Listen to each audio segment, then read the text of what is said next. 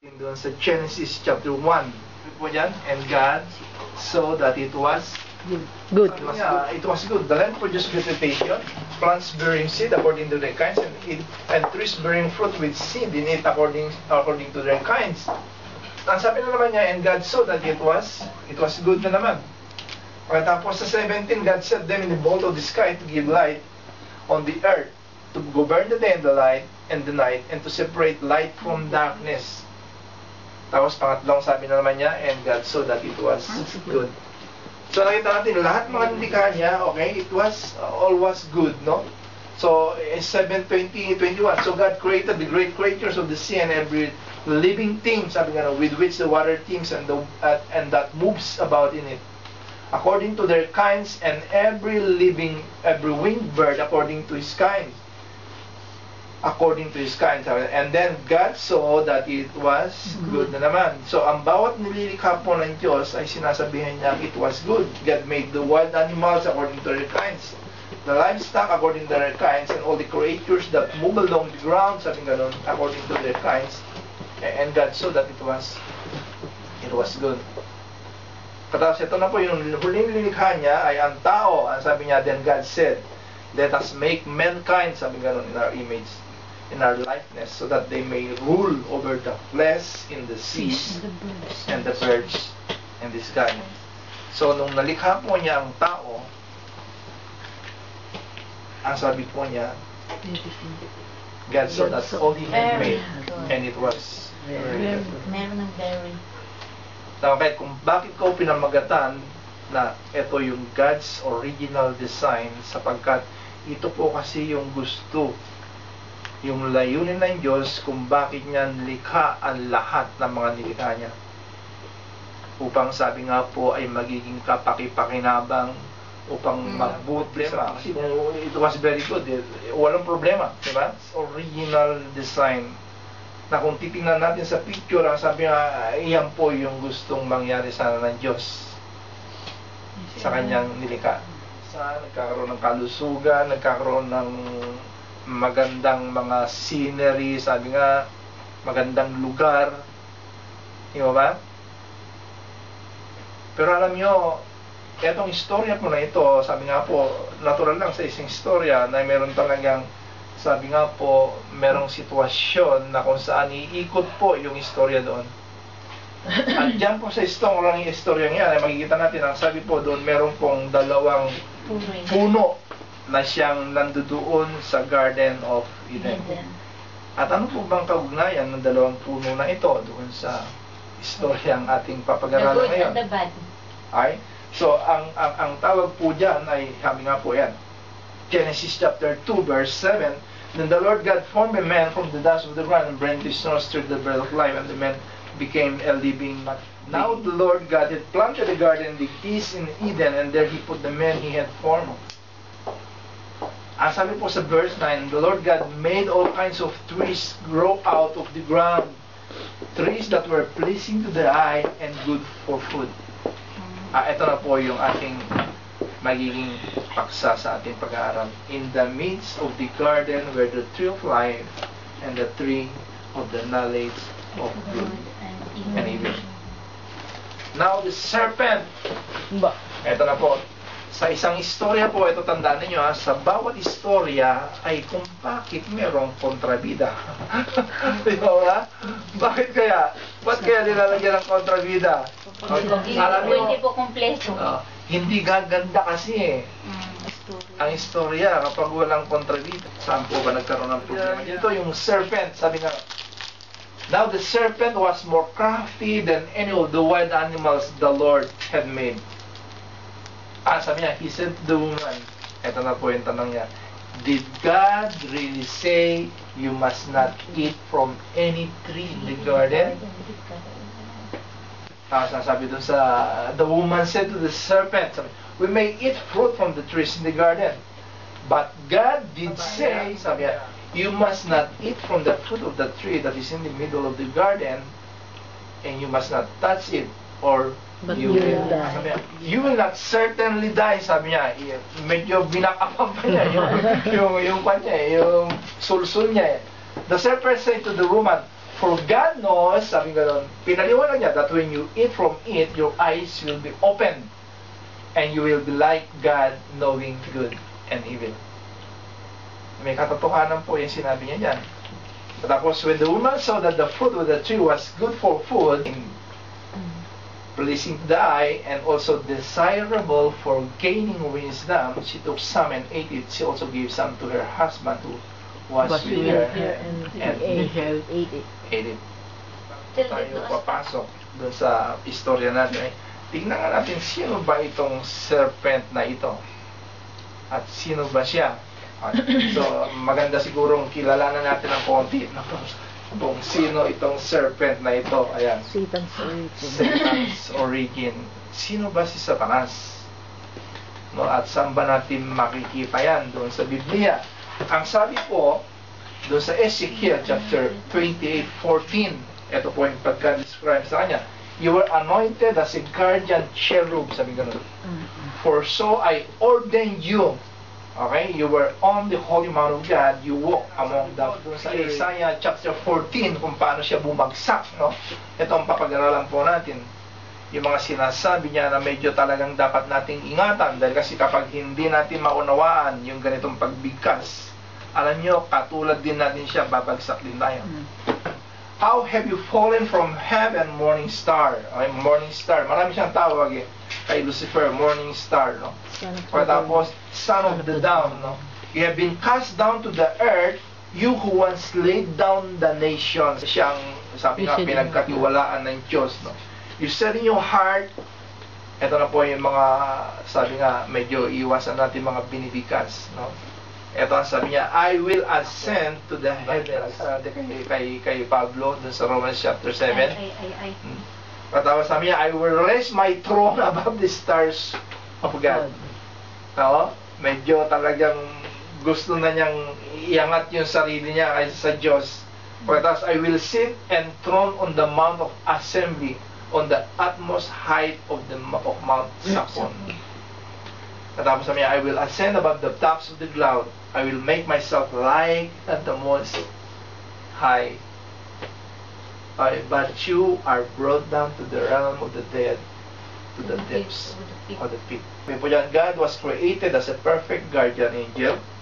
Lucifer was the highest ranking creature in God's creation. He rests the throne of God. Talagang nasa kanan kamay siya. In all his beauty, and he continually praised God. Satan can disguise himself as an angel of light. Sabi po sa 2 Corinthians 11:14. And no wonder, sabi niya, for Satan himself must create as an angel. Sabi niya, kuya, talaga ako kuminsan talaga ako'y pagod na. Sabi ganun. At ako'y gutom na. Alam nyo, sabi ko nga sa kanya, dyan umaatake ang kalaban. Okay, ito po ang sabi dyan eh. Tingnan nyo sabi niya, Satan's temptation focus on three crucial areas. Number one is physical desires, possessions, and power. Katapos saka pride. Sabi niya, hungry, angry, lonely, and tired. Kita nyo? Kapag nandito ka sa ganitong sitwasyon, kapatid, no? Pero yung hungry, yung pagpapasing, hindi hungry yan.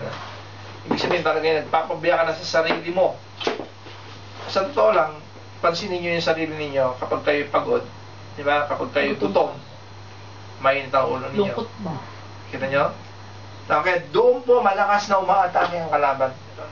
Doon po siya malakas. Ng marami sa talas ay dahil nagpapagalit ang mga tao sa kanya. Nakita nyo? Iyan ang kapangyarihan niya eh. Kahit kung ang tao hindi nakakalam ang katotohanan, ay pwede siyang gamitin ng kalaban. Tapos, Satan cannot see into our minds or foretell the future. O wala siyang kapangyarihan. Kaya sabi nga po, kung tayo may iniisip, alam nyo, kung iniisip pa lang natin, kung sakali yung mga bagay na iniisip natin na mga natetempt tayo, tapos sakali nagagalit tayo, as long na ito hindi lumabas, tandaan nyo hindi po kasalanan ito. Hanggang nasa isip pa, kasi magkakasala ka lang kapag gagawin na sa action. Alam niyo kung sino nag-iisip? Kasi nagpapasakop tayo sa kalaban kaya nag-iisip tayo ng ganun. Nakita niyo yung kapangyarihan niya sa ating buhay? Kung alam, madedeceive ka. And do nothing without God's permission, Ito na. God's people can overcome his attack through God's power. Okay, saan natin makikita po yan? Sabi po, greater is He who is in me than he who is in the world. Diba? Sabi po sa 1 Corinthians chapter 10 verse 13, diba? Walang pagsubok na dumating sa inyo na di dinanas ng lahat ng tao. No? Tapat ang Diyos, sabi doon. Pagdating ng pagsubok, bibigyan niya kayo ng kalakasan. Kung meron mang kaparaanan ng kalaban na gumawa ng masama sa mga anak ng Diyos, okay, mas makapangyarihan ang Diyos na pipigilin yun. Tandaan niyo, kailangang isasaalang-alang din kasi natin yung ating stage na ating Christian life, kung anong antas yung ating nilalakaran. Diba? Kasi kung bata ka pa, katulad ng sanggol, diba? Kung sanggol pa isang bata, pa talaga ang proteksyon, hindi lang ama, hindi lang ina, hindi lang kapatid, hindi lang, diba? Lahat nasa proteksyon. Siya ay nag-teenager, ha? Diba? Medyo nababawasan na yung protection sa kanya. At bakit? Kasi kaya na niya yung sarili. Kasi kaya na niya Nakita nyo?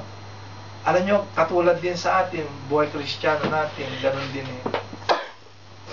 Sa totoo lang, nasa atin na ang kapangyarihan Pagkatapos kung minsan humihingi tayo ng tulong, humihingi tayo ng lakas, while yung lakas nasa atin na. Nakita nyo? Hindi ba naiisip yun? Maraming mga problema dumarating. Maraming problema, akala mo hindi ba kaya. Pero tingnan mo, alam niyo sa totoo lang ito, pansin ninyo yung mga kaibigan ninyo, kapag sila may mga problema, tapos kunwari hihingi sila ng payo, pero sa totoo lang, alam na nila ang solusyon.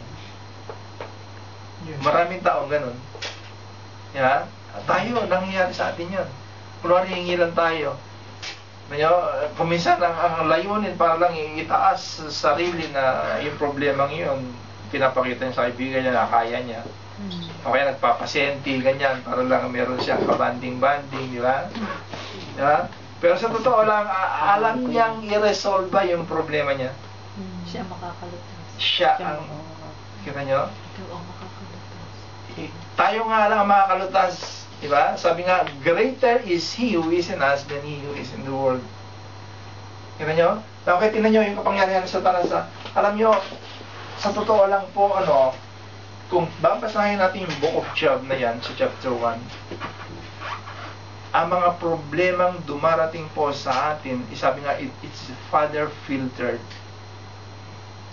Hinahayaan ng Diyos kung minsan yung problema, okay, pero nagdedepende ito dun sa sitwasyon nyo. Kaya binigay ko sa inyo yung ilustrasyon ng isang lumalaking tao.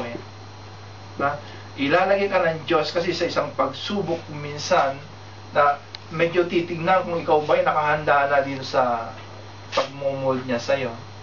Tandaan natin na layunin kasi ng Diyos po sa atin ay upang mahubog tayo doon sa kapantuhan yung mga anghel doon sa kamot, tapos dumating yung si Lucifer. Tapos titigil, kumusta ngayon ng Diyos? O kumusta ba si Job? Pagmalaki niya, nakita ba ninyo? Pinagmamalaki ng Diyos yung mga talagang sumusunod sa kanya. Pero tinan nyo, itong katusuhan ng kalaban, sabi niya, diba? Kaya naman siya sumasampalataya sa'yo dahil kasi pinagpapala mo Nakita nyo? Pero tingnan nyo sabi ng Diyos, di susubukan mo. Pero yung pagsubok na binigay, alam nyo, ito ang tingnan natin. Kung sakaling dumarating man tayo sa ganyang pagsubok, alam nyo, hindi tayo isasagad ng Diyos. Kaya nga ang sabi pa sa 1 Corinthians chapter 10 verse 13 hindi po isasagad ng Diyos yan. Dahil kasi kung pag may dumarating na problema, okay, kung ang pananaw natin na katulad ng laging ko sinishare sa inyo sa chapter 9 ng John, ang pananaw dapat natin ay pananaw ng Diyos, hindi pananaw ng tao. Kasi karamihan kasi mga problema natin, tinitingnan natin ito doon sa panisi kasi hindi naman mahal ng Diyos. Diba? Kasi ikaw kasi gumawa niyan. Pero kung titingnan natin ang sinabi po doon, nangyari yan dahil gustong ipakita ng Diyos ang kapangyarihan niya sa buhay niyo. Sang-ayon doon sa kalooban niya. Because Satan can do nothing without God's permission. Okay? God's people can overcome his attack through God's power. And then number 6, God always put limits on what Satan can do. Pagkatapos, number 7, Satan is real and up. Lagi natin tinitignan yung pinapahintulutan ng Diyos na siyang, sabi nga, palaso ng kalaban sa atin. Di ba? Lagi tayo nakatingin doon. Kahit kapag medyo, sabay, palaso lang naman niya, para lang naman ko, para lang kagat ng langgam Pero kapag umaray tayo, akala mo, pinabayaan na tayo. Pero ito ang tanong ko sa inyo, di ba? Kung lagi natin tinitignan yung mga palasong yan, na hindi naman lahat tumatama sa atin, may tumatama. Yung mga palaso naman, na siyang pinipigilan niya. Sa totoo lang, napakaraming mga palasong pinigilan niya sa atin. Sa totoo lang. So, ikukumpara natin ang buhay natin, ha? Diba? Merong mga naglalakad na lang dyan, natitigok na. Hindi mo na alam, di ba? Okay, sabi nga sa akin ni Bill kahapon, sabi niya, naku, makakauwi sana ako sa Pilipinas, kasi ayos na yung kausap ko. Kasi kinabukasan lang, namatay yung nagtitinda ng ticket. Hindi mo alam ang buhay ng tao. Alin yung si ano? Yung pinatay? Yung dati pinatay. So, alam nyo, ganyan po kadali ang buhay. At ganyan po, sabi nga po, yung mga pamamaraan ng kalaban na kung wala yung depensa o yung protection ng Diyos po sa atin, bigla na lang tayo mawawala dito. Pasalamat ay bakit natin nagrereklamo dun sa mga panalangin natin na hindi binibigay sa atin? At hindi natin pinapasalamatan yung mga ibinibigay na hindi naman natin hinihingi. Di ba? Di ba? Kaya ito yung mga wisdom na dapat natin makita. Alam nyo, kung wala tayong mga wisdom na yan, alam nyo, malilin lang tayo ng kalaban. Kaya sa nakita natin ngayon, sabi nga ron, may limitasyon po ang nagagawa ng kalaban sa atin. Kaya kung pinapahintulot ang man ng Diyos, layunin yun sa atin. Ang ating topic ngayon ay ito, sabi nga po, yung tungkol dun sa 2 puno, 5, and then 3 of knowledge of good and evil. Nila yung bunga po ng, sabi nga po, ng punong yun, natin yung 2 halves of the whole truth. Nakita sabi niyan, what Satan did was focus on the first half. Ito na po yung deception na gagawin. Of the truth and replace the second half with a lie. This was a half-truth, half-lie that Satan presented to Adam and Eve. So, medyo aware po tayo sa mga ganyong mga nararanasan natin sa ating buhay. At ito po yung half-truth sa half-lie na ginagawa. If you eat of the fruit of this tree, sabi nga nun, your eyes will be open and you will be able to discern right from wrong. Nung binabasa ko ito, sabi ko, Lord, bakit hindi nila ito naintindihan, hindi nila naunawaan? Alam nyo, katulad din kasi natin, di ba? Nung nakakilala po tayo sa Diyos, nag-umpisa rin tayo na parang sanggol, di ba? Ano ang karakter ng sanggol, di ba? Di ba mga inosente? Opo. Mga inosente, di ba? Alam. Nakakit din mo, pag sinabihan, ito yung candy, dinukot na siya. Nakita ba ninyo? Dito sila sa stage nila na talagang hindi pa nila alam yung nadidiscern yung mga wisdom na